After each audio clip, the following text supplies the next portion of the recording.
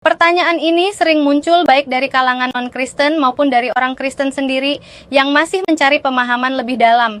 Dalam Injil, khususnya Markus 13:32, Yesus berkata, "Tetapi tentang hari atau saat itu tidak seorang pun yang tahu, malaikat-malaikat di sorga tidak, dan anak pun tidak, hanya Bapa saja." Sekilas ayat ini menimbulkan kebingungan. Jika Yesus adalah Tuhan, mengapa Ia tidak tahu hari kiamat?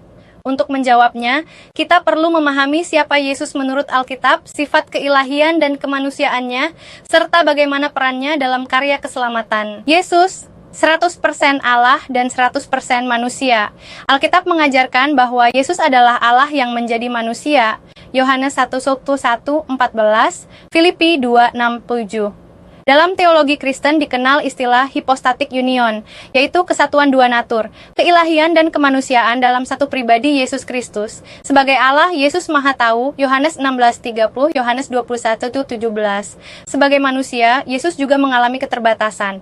Ia lapar, Matius 4:2, haus, Yohanes 19:28, dan lelah, Yohanes 4:6.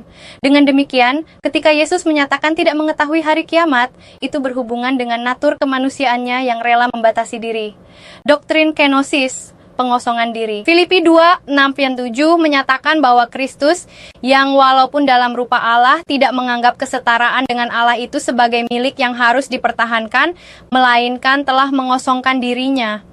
Artinya, Yesus secara sukarela menanggalkan hak-hak ilahinya dalam masa pelayanan di bumi. Ia tidak kehilangan keilahiannya, tetapi memilih untuk tidak selalu menggunakan atribut keilahiannya, termasuk pengetahuan tentang segala hal. Jadi, ketidaktahuan Yesus tentang hari kiamat bukan karena Ia bukan Tuhan, melainkan karena Ia merendahkan diri agar sungguh-sungguh menjadi manusia.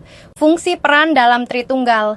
Allah Tritunggal, Bapa, Anak, dan Roh Kudus adalah satu hakikat, namun masing-masing memiliki peran yang berbeda. Dalam hal kiamat, Bapa yang menetapkan waktu, Kisah Para Rasul 1:7. Anak, Yesus yang akan datang kembali untuk menghakimi, Matius 25:31-32. Roh Kudus yang mempersiapkan jemaat menantikan kedatangan Yesus, Efesus 1:13-14. Dengan demikian, ketidaktahuan Yesus dalam Markus 13:32 dapat dipahami sebagai bagian dari pembagian peran dalam Tritunggal selama misi keselamatan di bumi. Perspektif konteks ucapan Yesus.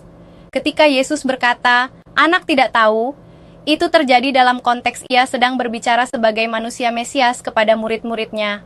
Tujuannya adalah mengingatkan mereka agar senantiasa berjaga-jaga, bukan berspekulasi tentang tanggal kiamat. Yesus ingin murid-muridnya fokus kepada iman dan ketaatan, bukan pada rasa ingin tahu yang bisa membuat mereka lengah. Setelah kebangkitan, Yesus menunjukkan kemahatauannya.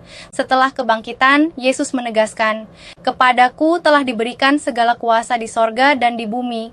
Matius 28:18. Di sini terlihat bahwa setelah misi pengosongan dirinya selesai, Yesus kembali menyatakan otoritas ilahinya secara penuh, termasuk sebagai hakim atas akhir zaman. Yohanes 5:22. Hal ini menegaskan bahwa keterbatasan yang tampak selama pelayanannya hanyalah bagian dari rencana Allah demi karya keselamatan. Mengapa ini penting? Jawaban terhadap pertanyaan ini menolong kita memahami beberapa hal. Kehumbulan Kristus. Ia rela merendahkan diri agar kita diselamatkan. Misteri inkarnasi.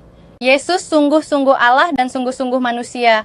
Panggilan untuk berjaga. Allah sengaja merahasiakan waktu kiamat supaya manusia hidup dalam kesetiaan, bukan menunggu dengan santai. Kesimpulan.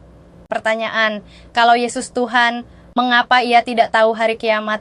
Terjawab melalui pemahaman bahwa Yesus adalah Allah sejati yang rela menjadi manusia sejati. Dalam kemanusiaannya, Ia membatasi diri dan tunduk pada rencana Bapa.